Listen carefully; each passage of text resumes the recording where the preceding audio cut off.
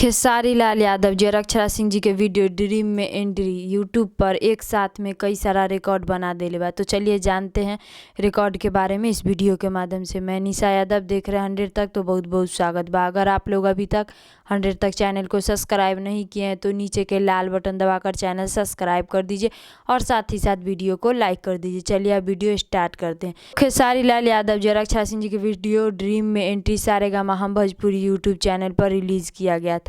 खेसारी लाल यादव जी और अक्षरा सिंह जी के video dream में एंट्री सारेगामा हम भोजपुरी यूट्यूब चैनल पर रिलीज़ किया गया था। तो खेसारी लाल यादव जी और अक्षरा सिंह जी के वीडियो ड्रीम में एंट्री सिर्फ 3 घंटा में 1 मिलियन व्यू कंप्लीट कर ले बा। खेसारी लाल यादव जी और अक्षरा सिंह जी के वीडियो ड्रीम में एंट्री सिर्फ 3 घंटा में 1 मिलियन व्यू कंप्लीट कर ले बा। और आप लोग के बता दी कि खेसारी लाल यादव जी और अक्षरा सिंह जी के वीडियो ड्रीम में एंट्री अभी ट्रेंडिंग पेज में 25वां स्थान पर म्यूजिक वाला सेक्शन में चल रहा बा।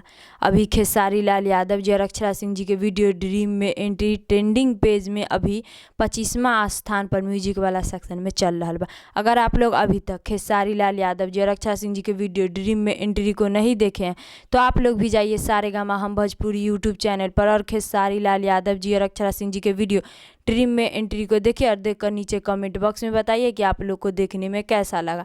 जिन दर्शक लोग अभी तक खेसारी लाल यादव जी और अक्षरा सिंह जी के वीडियो ड्रीम में एंट्री को देख लिए हैं उन दर्शक लोग को बहुत बहुत धन्यवाद।